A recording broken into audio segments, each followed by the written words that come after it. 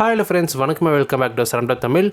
2025 ஒரு த்ரில்லர் ஜானரில் வெளியே இருக்க படம் தான் பிரிக். இந்த படத்தை பற்றி இந்த டிஸ்கஸ் பண்ண போகிறோம். ரொம்ப பேசாமல் வீடியோ ஆரம்பிச்சிடலாம். இந்த பிரிக் படத்தோட கதை என்னன்னு சொல்லி பார்த்தீங்கன்னா, ஹீரோ அண்ட் ஹீரோயின் இவங்க 2 பேரும் ஒன்றா சேர்ந்து ஒரு அப்பார்ட்மெண்ட்டில் வாழ்ந்துட்டு இருக்காங்க.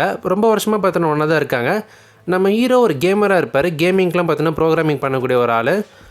அவரோட வேலையில் ஒரு சில கஷ்டங்கள் இருக்குது. அண்ட் பாஸ்ட்டில் பார்த்தீங்கன்னா அவருக்கு ஒரு பிரச்சனை இருக்குது. அவருக்கு மட்டும் கிடையாது, ஹீரோயினுக்குமே சரி, இவங்க 2 பேருக்குமே பாஸ்ட்டில் பார்த்தீங்கன்னா ஒரு பிரச்சனை இருக்கும்.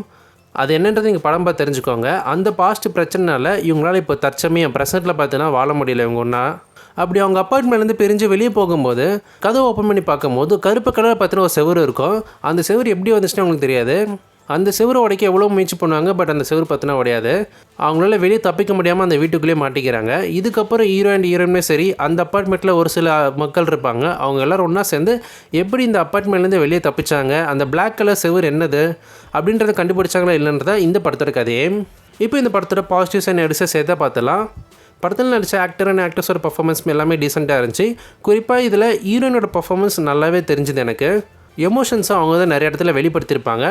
பாஸ்ட்டில் அவங்களுக்கு ஒரு பிரச்சனை நடந்திருக்கும் அவங்களுக்கும் ஹீரோக்கும் சொல்லிட்டு, அந்த ஒரு பாஸ்ட்டை அவங்கள நல்லாவே பாதிச்சிருக்கு. அதை நிறைய இடங்கள் அவங்க போர்ட்ரேட் பண்ணியிருப்பாங்க ஹீரோவை விட.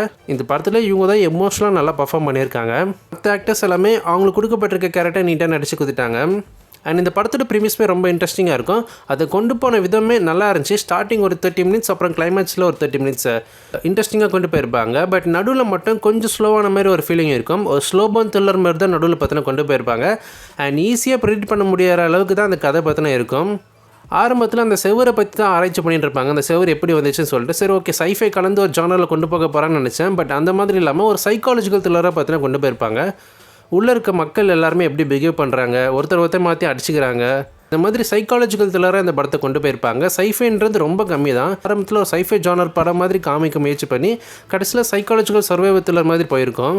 அந்த கிளைமேக்ஸ் போர்ஷனுமே ஏதோ முடிக்கணுன்ற மாதிரி முடித்த மாதிரி தான் இருக்குது. ஒரு இன்கம்ப்ளீட், ஒரு பாதி படம் பார்த்த ஒரு ஃபீலிங் தான் உங்களுக்கு கொடுக்கும். அது இன்னுமே பெட்டராக பண்ணியிருக்கலாம் ரைட்டிங்கில். அண்ட் இந்த படத்தில் வந்து எமோஷனல் சீக்வன்ஸுமே பெருசாக எனக்கு ஒர்க் அவுட் ஆகலை. நிறைய கேரக்டர்ஸோட டெத் சீக்வன்ஸ் பார்த்து அமைச்சிருப்பாங்க. அந்த கேரக்டர்ஸ்லாம் சாகும்போது நமக்கு பெருசாக ஃபீலிங்கே இல்லாமல் இருக்கும். கேரக்டர் டெவலப்மெண்ட்றது ரொம்ப கம்மியாக தான் இருந்துச்சு எல்லா கேரக்டர்ஸ்க்குமே. அதனால நம்மளால் ஃபீல் பண்ண முடியல அவங்க சாகும்போது.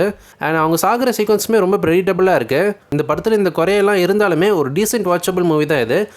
உங்களுக்கு ஒரு சைக்காலஜிக்கல் த்ரில்லர் ஜானரில் படம் வேணும்னு நினச்சிங்கன்னா செக் பண்ணி பாருங்கள். அண்ட் ப்ரீமியஸுமே ரொம்ப இன்ட்ரெஸ்டிங்காக இருக்கும். படத்தோட கதையுமே வித்தியாசமான ஒரு கதைக்களம் தான். நடுவில் மட்டும் கொஞ்சம் ஸ்லோவாக இருக்கும். அந்த நான் ஆரம்பத்தில் சொன்ன மாதிரி இந்த ஸ்டார்டிங் அண்ட் எண்டிங்கு அந்த போர்ஷன் எல்லாமே கொஞ்சம் இன்ட்ரெஸ்டிங்காக கொண்டு போயிருப்பாங்க.